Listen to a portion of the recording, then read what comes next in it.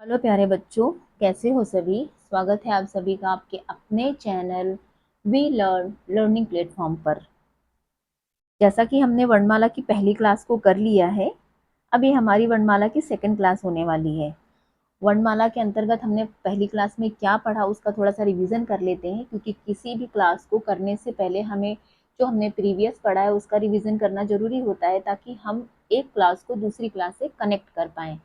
और जिन बच्चों ने उस क्लास को नहीं देखी है तो उस क्लास को ज़रूर देखें, क्योंकि वर्णमाला की जो फर्स्ट क्लास है हमारी वो भी इम्पॉर्टेंट है आपके एग्ज़ाम के लिए। हमने वहाँ पे बहुत सारी चीज़ें सीखी थी, बहुत सी चीज़ें जानी थी जो हमारे एग्ज़ाम में पूछी जाती हैं। तो आप ज़रूर उस क्लास को देखिए और इस क्लास के साथ कनेक्ट हो पाए, इसलिए भी ज़रूरी है। तो आज हम अपनी क्लास को शुरू करते हैं। उससे पहले हम थोड़ा सा क्विक रिवीजन कर लेते हैं कि हमने पिछली क्लास में क्या पढ़ा था। हमने पिछली क्लास में वर्णमाला के अंतर्गत वर्णमाला की डेफिनेशन को जाना था। वो भी पूछी जाती है एग्जाम में कि वर्णों के व्यवस्थित समूह को हम वर्णमाला कहते हैं, और जो वर्ण होता है भाषा की सबसे छोटी इकाई होती है। इस तरीके से चीज़ों को हमने जाना था। साथ ही साथ हमने जाने थे कि हमारे 11 स्वर होते हैं, व्यंजन हमारे 25 होते हैं जिन्हें हम स्पर्श व्यंजन कहते हैं, अंतस्थ व्यंजन 4 होते हैं, उष्ण व्यंजन भी 4 होते हैं। इन सभी चीज़ों के बारे में हमने जाना था। साथ ही साथ हमने ये भी जाना था कि संयुक्त व्यंजन कौन से होते हैं जो एग्जाम में पूछे जाते हैं, जो दो वर्णों के मेल से बनते हैं। हमने अयोग वहाँ भी पढ़े थे। साथ ही साथ हमने अनुनासिक और इन वर्णों को भी जाना था कि जो नासिका से उच्चारित किए जाते हैं, या फिर अनुस्वार को भी हमने जाना था। सारी चीज़ों को हमने पढ़ी थी। और साथ ही साथ अल्प प्राण और महाप्राण के बारे में भी हमने जाना था, जो इम्पोर्टेंट हैं, जो वर्ण, उनके बारे में भी हमने सब कुछ सीखा था। आज हमारी ये सेकंड क्लास होगी वर्णमाला की, जिसके अंतर्गत हम जानेंगे कि वर्णों का उच्चारण स्थान क्या होता है। जो भी वर्ण हमने पढ़े हैं, स्वर हमने पढ़े हैं, और जैसे कि हमारे वर्णमाला के अंतर्गत 52 यानी कि 52 वर्ण होते हैं। 52 वर्णों का यानी कि 52 वर्णों का हम कोई ना कोई उच्चारण स्थान होता है। उन चीज़ों को आज हम इस अपने वीडियो में जानेंगे। तो सबसे पहले हम देखते हैं कंठ से उच्चारित होने वाले वर्ण कौन कौन से हैं। तो छोटा अ और बड़ा आ यानी कि ये स्वर हैं। व्यंजन कौन से हैं? क वर्ग।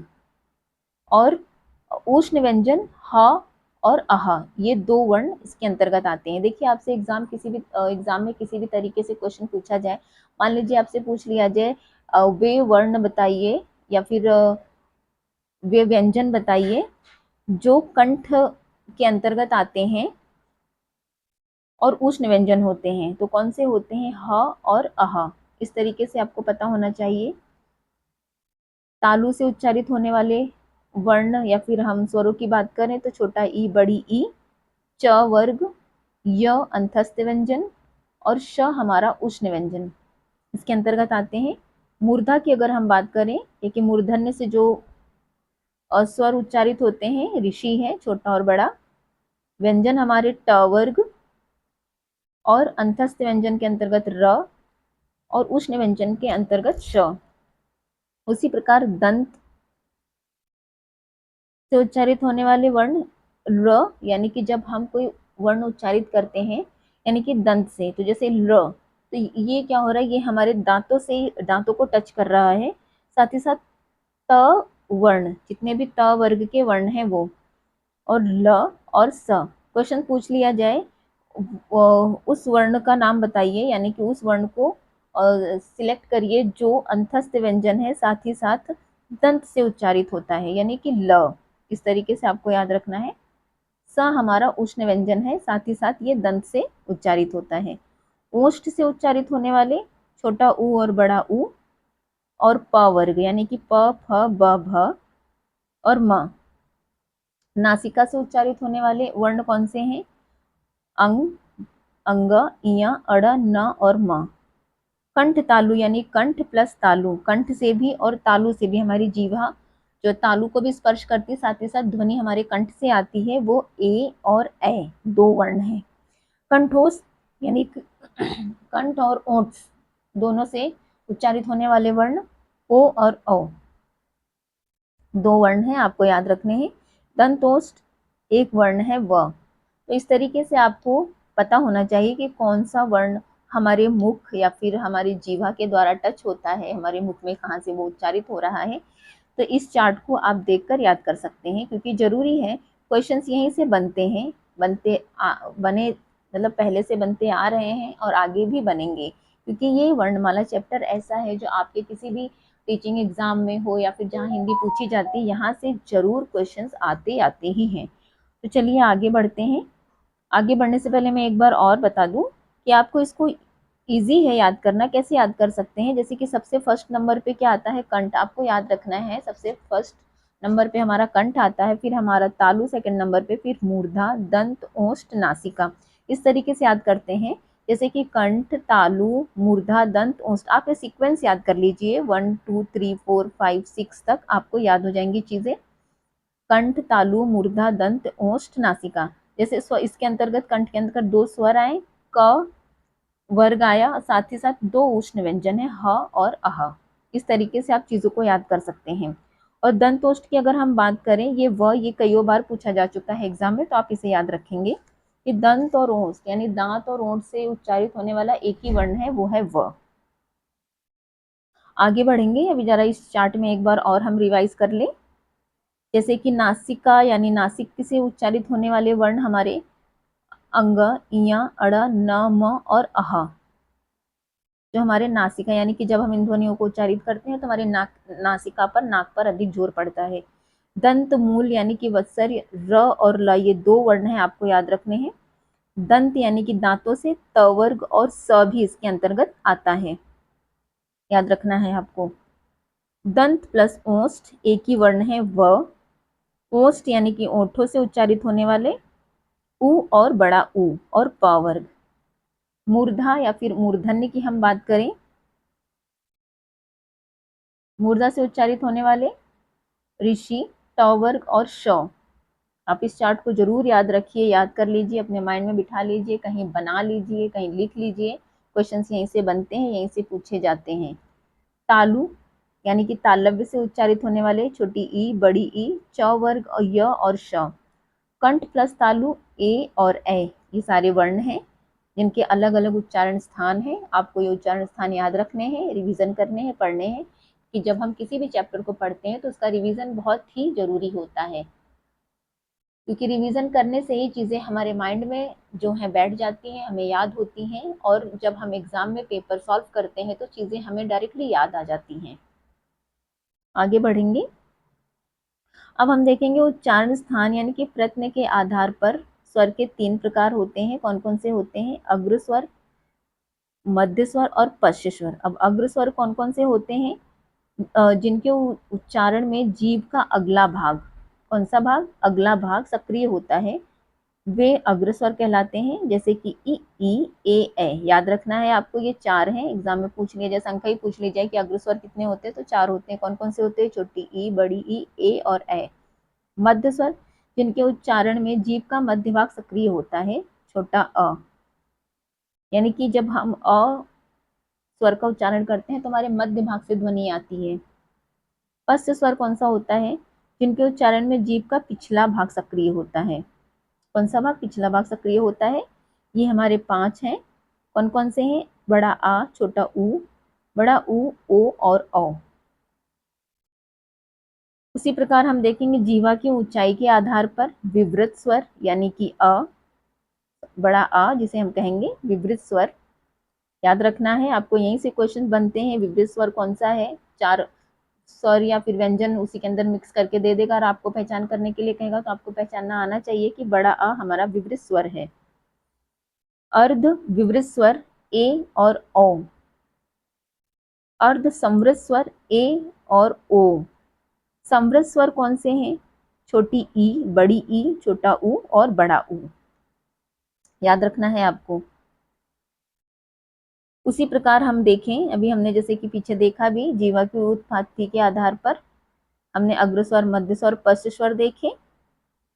अब हम देखेंगे ओठों की स्थिति के आधार पर, यानी कि होंठ जब गोल हो जाते हैं जिसे हम वृत्तमुखी कहते हैं, उ, ओ, औ।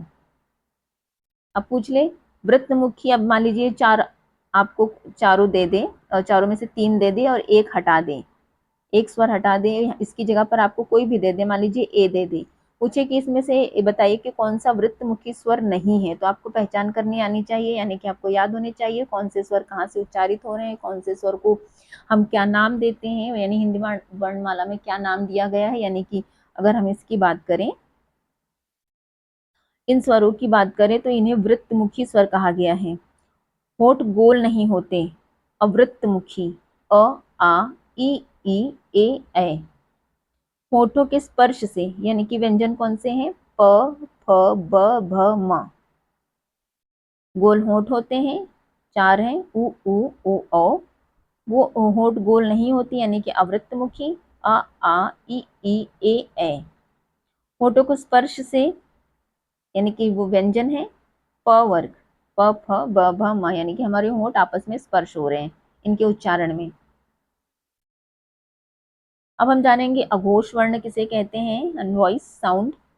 जिन वर्णों के उच्चारण में स्वर तंत्रियों में कंपन नहीं होता है उन्हें अघोष कहते हैं। यानी कि जब हम वर्णों का उच्चारण करते हैं तो किसी प्रकार का हमारे जो स्वर तंत्रियां होती हैं उसमें कंपन नहीं होता है।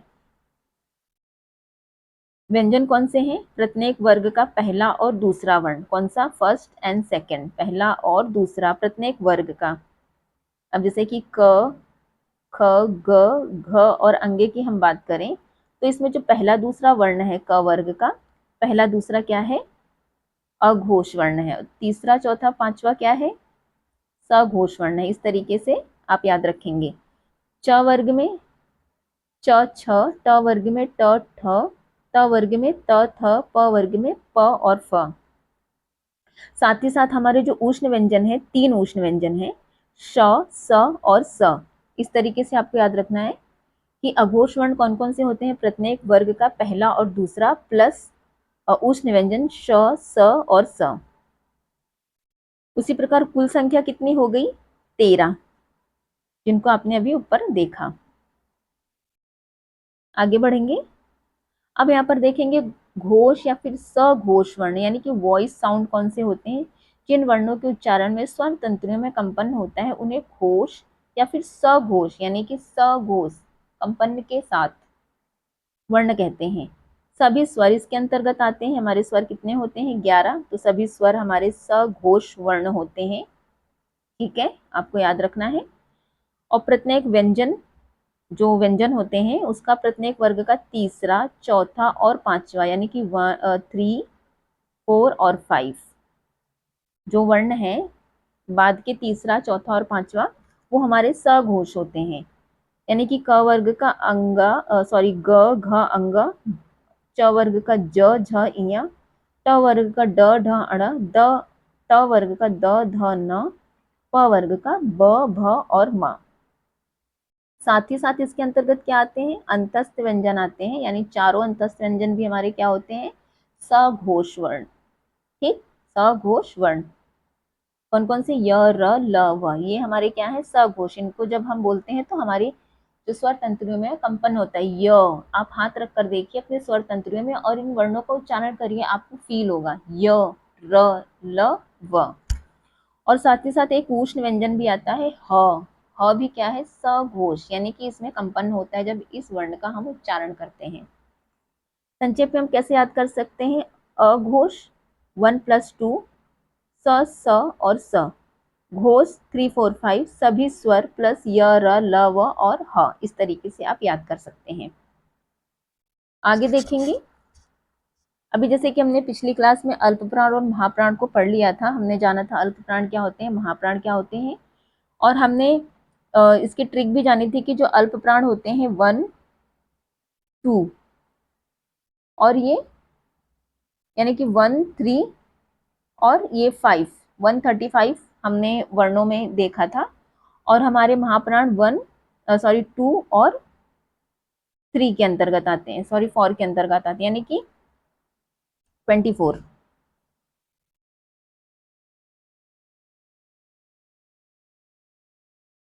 इस तरीके से हमने पिछली क्लास में देखा था। अब यहाँ पर हम इस पूरे चार्ट को देख लेते हैं और इस चार्ट को आपको याद कर लेना है। यहाँ से क्वेश्चन पूछे जा चुके हैं। आप मान लीजिए आपसे क्वेश्चन पूछ लिया जाए कि कौन सा वर्ण है जो सघोष भी है, यानी कि घोष भी है, अल्प प्राण भी है, तो आप कैसे पहचानेंगे, आपको पता होने चाहिए ना कौन कौन से जो वर्ण हैं वो हमारे सघोष भी हैं और अल्प प्राण भी हैं, अघोष भी हैं और अल्प प्राण भी हैं, या फिर सिर्फ महाप्राण हैं, ऐसे आपको पता होना चाहिए। तो अघोष और अल्प प्राण कौन से हमारे वर्ण आते हैं इसके अंतर्गत? क, च, ट, त, प।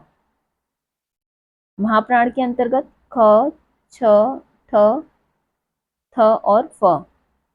घोष और अल्प प्राण है ग, ज, ड, द, ब। उसी प्रकार अघोष और अल्प प्राण अंगा, इया, अड़ा, न, म। महाप्राण श, स और स। घोष और अल्प प्राण य, र, ल। आप चीज़ों को जब तक रिवाइज नहीं करेंगे, जो मैंने आपको ट्रिक बता दी है कि कैसे आप इसको याद कर सकते हैं, उन चीज़ों पर ध्यान नहीं देंगे तो आप क्वेश्चन सॉल्व नहीं कर पाएंगे। इसीलिए ज़रूरी है कि आप चीज़ों को ध्यान दें, उनको पढ़ें, नोट्स बना लें, रिवीजन करें, तभी आप इन चीज़ों को याद कर पाएंगे। क्योंकि कोई भी चीज़ हम एक बार में याद नहीं कर पाते हैं, उन्हें बार बार हमें रिपीट करने की आवश्यकता होती है। आगे देखेंगे हम। अब हिंदी वर्णमाला में ड और ढ, इन्हें क्या कहते हैं? द्विगुण व्यंजन कहा जाता है। ये भी इंपॉर्टेंट है, एग्जाम में कई बार पूछे जा चुके हैं कि ड और ढ कौन से व्यंजन कहलाते हैं? तो द्विगुण व्यंजन कहलाते हैं। इन्हें उच्छिप्त व्यंजन भी कहते हैं, क्योंकि इनके उच्चारण में जीभ मुर्दा को छूकर झटके से नीचे आ जाती है, इसीलिए इन्हें हम क्या कहते हैं? जो है उच्छिप्त व्यंजन भी कहते हैं। तो आज की हमारी क्लास इतनी ही रही। आज हमने क्या सीखा उसको जरा एक बार और देख लेते हैं। हमने उच्चारण के आधार पर देखा कि वर्णों का उच्चारण हमारे मुख में और हमारी जीवा के द्वारा कैसे कैसे और कहाँ कहाँ से होता है, उनके उच्चारण स्थानों के बारे में हमने पढ़ा। साथ ही साथ हमने इस चार्ट के माध्यम से देखा और समझने की कोशिश करी कि कौन कौन से वर्ण हो सकते हैं और कैसे एग्जाम में क्वेश्चन पूछे जा सकते हैं। उसी प्रकार हमने उच्चारण स्थान यानी प्रयत्न के आधार पर जाने की 3 प्रकार के हमारे जो है स्वर होते हैं, अग्र स्वर, मध्य स्वर और पश्च स्वर। उसी प्रकार हमने जीवा की ऊंचाई के आधार पर भी जाना कि विवृत स्वर कौन सा है, अर्ध विवृत स्वर, अर्ध समृत स्वर और समृत स्वर। आपको सारी चीज़ें याद रखनी है, क्योंकि वर्णमाला से क्वेश्चंस पूछे जाते हैं और पूछे जाते रहेंगे, क्योंकि ये चैप्टर बहुत इंपॉर्टेंट है। किसी भी एग्जाम में कोई भी अगर चैप्टर स्किप हो जाता है, परंतु वर्णमाला का जो चैप्टर है वो कभी स्किप नहीं होता है। एग्जामिनर यहाँ से क्वेश्चन जरूर पूछता है, क्योंकि वो जानता है बच्चे गलती करते हैं। तो आपको किसी भी प्रकार की गलती नहीं करनी है, चीज़ें अच्छे से पढ़नी है, जाननी है, समझनी है और याद करनी है। हमने ओंठ की स्थिति के आधार पर देखे 3 प्रकार के वर्णों को और साथ ही साथ स्वरों को। हमने घोष और अघोष वर्ण भी पढ़े। हमने जाना कि घोष वर्ण कौन से होते हैं, अघोष वर्ण कौन से होते हैं, किस प्रकार एग्जाम में क्वेश्चंस पूछे जाते हैं। आपको ये सारी चीज़ें याद होनी चाहिए। याद बहुत आसान तरीके से हो जाती हैं अगर आप चीज़ों को लाइन बाय लाइन पढ़ते हैं, चीज़ों को अच्छे से याद करते हैं, तो याद भी हो जाती हैं, समझ में भी आती हैं और आप क्वेश्चंस को सॉल्व भी कर पाते हैं। ज़रूरी है आप वहाँ पर उस चीज़ को समझ सकें जब आप किसी चीज़ को पढ़ते हैं। हमने उच्छिप्त व्यंजन भी देखे। तो आज की हमारी क्लास इतनी ही रही। अगर आपको क्लास पसंद आई हो तो आप प्लीज़ इस क्लास को लाइक और सब्सक्राइब करें, बेल आइकन को प्रेस करें, जिससे कि मैं कोई भी नया वीडियो डालूं आपके सब्जेक्ट से रिलेटेड या फिर हिंदी से संबंधित, हिंदी व्याकरण से संबंधित, तो आपको उसका नोटिफिकेशन मिल जाए। साथ ही साथ आप शेयर भी कर सकते हैं अपने दोस्तों को जो आपके साथ किसी न किसी एग्जाम की तैयारी कर रहे हैं। तो हम आपसे फिर मिलेंगे अगली क्लास में। आज के लिए हमारी इतनी ही क्लास। बाय।